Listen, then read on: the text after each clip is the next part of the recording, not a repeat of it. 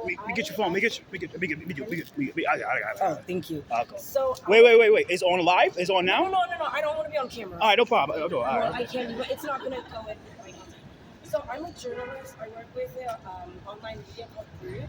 And last summer, I live in Paris now, but I grew up in Brooklyn, in Flatbush. And last summer I was here, and I went to Toñitas with some friends. It was my first time there, and I was like, oh my god, this place is incredible. And we do like recorded video pieces.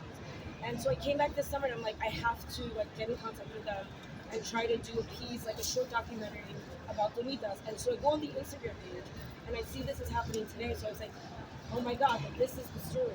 So I'm really happy to be here today. I hope some of you will be willing to speak with me. And like, I've been living out of New York now for the better part of a decade, and every time I come back, I'm just so shocked by how much like the cultures and the communities are changing, and it's really a travesty. So I applaud all of you for being out here and for fighting, and like people to fight because we can win, you know. So thank you all. And if you want to participate in the video, come talk to me. And I would love to connect with some of you. So bravo.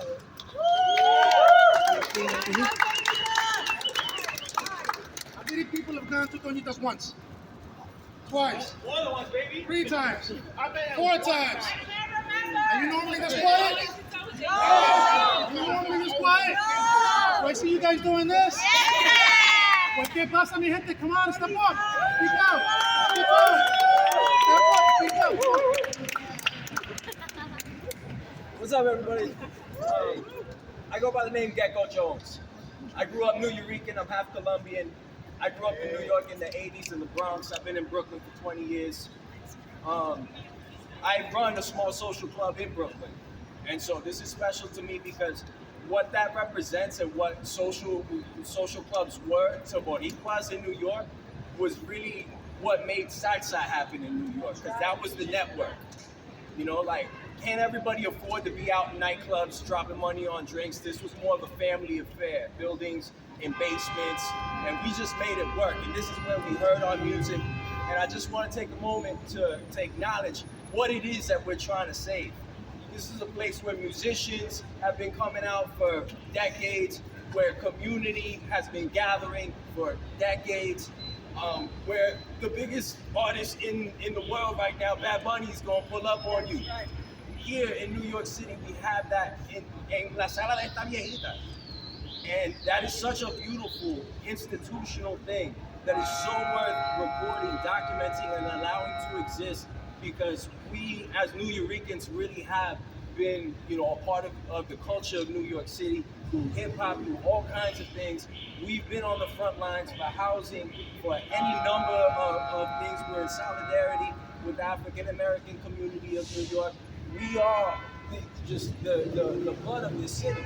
And so for something this important for Boricuas in New York, I'm glad that you guys are all here to be a part of this. Please spread the word and do contact your politicians and make sure that, you know, we get this job done. Like that, we don't let this go down the way that they want it to. We're here for a reason, and let's see it through.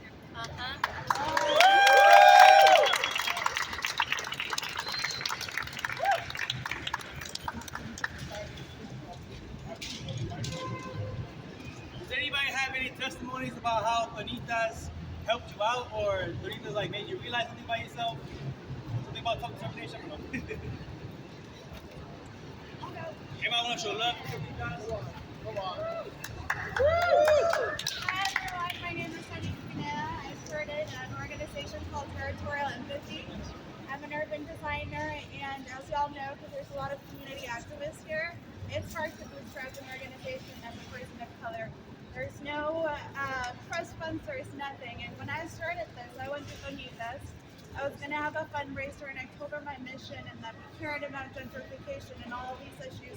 And she told me, what do you need? And I said, well, I need booze. I need to get these white people drunk so they'll donate.